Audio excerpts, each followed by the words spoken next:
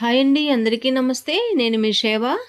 ఈరోజు వీడియోలో కట్లెట్స్, చాలా టేస్టీ ఉండే కట్లెట్స్ అనమాట. పిల్లలు కూడా చాలా ఇష్టపడతారు. చక్కగా ఇంట్లోనే మనం చేసి చక్కగా పిల్లలు పెద్దలందరూ కూడా చక్కగా తినేయచ్చు అనమాట. చాలా చాలా రుచిగా ఉంటాయి. ఇవి ఎలా చేయాలో కూడా చూద్దాము.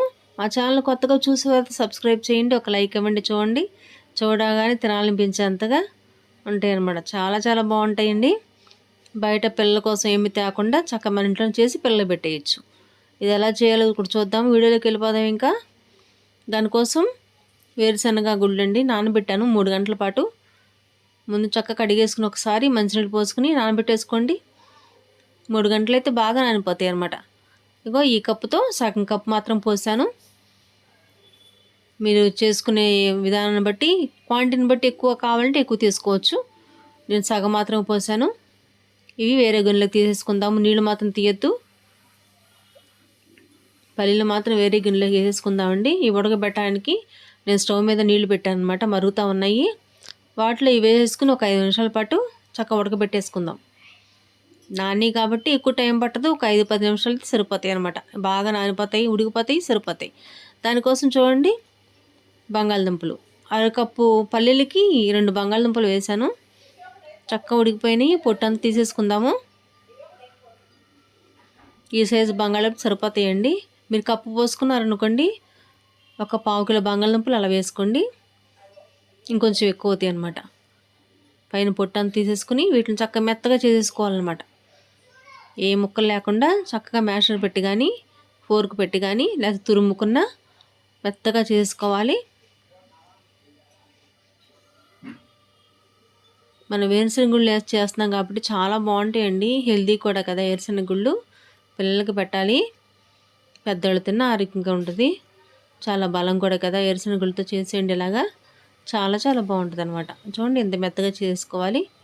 ఈ ఉడికిపోయిన చూడండి చక్కగా. మనం ఎక్కువసేపు నానబెట్టాం కాబట్టి ఎక్కువ టైం ఏం పట్టదు ఉడకడానికి. ఒక 5-10 నిమిషాలు సరిపోద్ది అనమాట. ఎలా ఉడికిపోయిన చూస్తారా, సరిపోద్ది. ఇంకా స్టవ్ ఆపేసుకొని నీళ్ళని వంచేసుకుందాము. ఫిల్టర్ చేసుకుని సరిపోద్ది, నీళ్ళేం ఉంచొద్దు దాంట్లో. ఇదిగోండి, వేరుశనగ గుళ్ళు మాత్రం బంగాళదుంపలు వేసుకుని దానికోసం పెద్ద ఉల్లిపాయ కట్ చేశాను.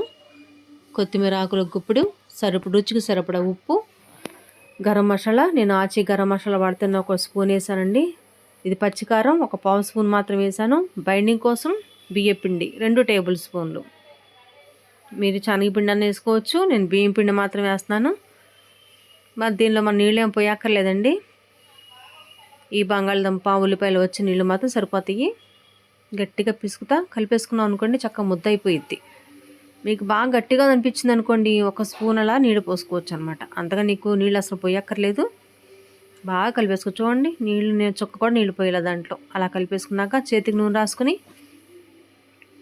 మీకు ఎంత సైజు కావాలో కట్లెట్లు అంత చేసుకోవాలండి. రౌండ్గానే చేసుకోవచ్చు, సిలిండర్లా షేప్లో చేసుకోవచ్చు, స్క్వేర్లానే చేసుకోవచ్చు అనమాట. చక్కగా ఇలా అదుముకుంటా చూడండి, నేను పలకలు చేస్తున్నాను. ఇలా పలకలాగా చేసుకుని వేపుకుంటే చాలా బాగుంటాయి అన్నమాట. పిల్లలు కూడా చాలా ఇష్టపడతారు. పిల్లలు బయట ఫుడ్ అంటే బాగా ఇష్టంగా ఉంటుంది కదండి. జంక్ ఫుడ్స్ అంటున్నారు, అవన్నీ కూడా తింటే ఆరోగ్యానికి మంచిది కాదు. వాళ్ళు వాడే ఆయిల్ కానీ, ఆ సాసులు కానీ అవి మంచివి కాదండి. ఎంతవరకైనా మనం వీళ్ళని చూసుకుని ఇంట్లో చేసుకోవటం చాలా మంచిది. పిల్లలకి వాడి నూనె మళ్ళీ వాడుతూ ఉంటారు వాళ్ళైతే. అవి తిన్నా కానీ చాలా అనారోగ్యాలు వస్తూ ఉంటాయి కదా. అవి కాకుండా వీళ్ళంత వరకు మన ఇంట్లోనే చేసుకోవచ్చు. చక్కగా ఇవి చాలా టేస్ట్గా ఉంటాయి అన్నమాట. ఈ సాసులు, చట్పటా, చాట్ మసాలాలు అవన్నీ బాగా ఇష్టపడుతూ ఉంటారు పిల్లలు. అవి కూడా మన ఇంట్లో వేసుకుని చక్కగా ఇలా చేసుకుని పిల్లలు పెట్టేయచ్చు. వాళ్ళు హ్యాపీగా తినేస్తారు అనమాట. చూడండి, ఇలాగనమాట స్క్వేర్లో చేసుకుని చక్కగా ఇలా చూడండి, చూడడానికి ఎంత బాగున్నాయి కదా. ఎంతమంది అని చేశానో అలా చేసుకుని చక్కగా ఉంచుకుంటే తినడానికి కూడా చాలా బాగుంటాయి. స్టవ్ మీద కళాయి పెట్టాను చూడండి, దానిలో కొద్దిగా నూనె పోసాను. ఆయిల్ వేడైన తర్వాత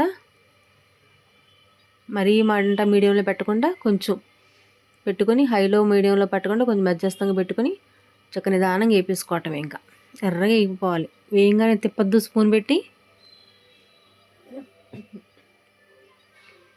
ఒక 2 నిమిషాలు ఆగిన తర్వాత ఇలా తిప్పుకుంటూ ఉంటే చూడండి ఇలా ఎర్రగా ఎగుతూ ఉంటాయి అన్నమాట. హైలో పెట్టేస్తే పైనే మాడిపోయిద్ది, లోపల దాకా వేగాలి కదా. నిదానంగా అలా వేపుకున్నాం అనుకోండి, 2 పక్కల ఎర్రగా ఎగిపోయిద్ది. అప్పుడు బాగుంటాయి అన్నమాట. లోపల పచ్చిదనం అనేది ఏముండదు. తిప్పుకుంటే 2 పక్కల ఇలా ఎర్రగా వేపేసుకోవాలి. మన చాట్ మసాలా కావాలంటే వేసుకోండి. నేను గరం మసాలా వేసాను, ఇది చాలా మంచి వాసన వస్తుంది. చూడండి ఎంత ఎర్రగా వేపేసుకుంటే లోపల కూడా బాగా ఎగుద్ది అనమాట. చక్కలు వేసుకుని పిల్లలు పెట్టేయండి, పెద్దవాళ్ళు తినేయండి. చాలా చాలా బాగుంటాయండి. మా వీడియో నచ్చితే కనుక ఒక లైక్ ఇవ్వండి ప్లీజ్. లైక్ ఇవ్వటం మర్చిపోబాకండి. ఇలాగే ఎన్ని ఉంటే అన్నీ వేపేసుకోవటం అనమాట.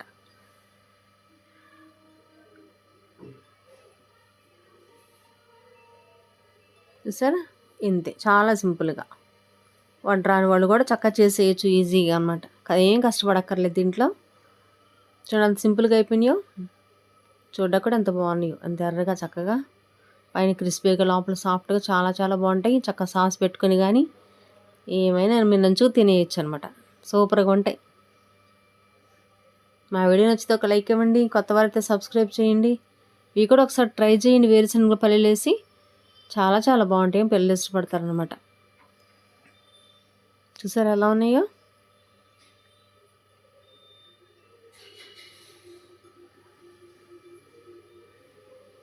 ఇలా చేసుకోండి. నేను వేసిన అరకప్పు పల్లీలకి 2 బంగాళదుంపలకి ఇన్ని అయినాయి అనమాట. మీరు ఇంకెక్క ఎక్కువ కావాలని నీకు ఎక్కువ వేసుకోవచ్చు. చక్కగా ఇలా చేసేసుకోవచ్చు. ట్రై చేయండి. ఎలా ఉన్నాయి కూడా కామెంట్ చేయండి.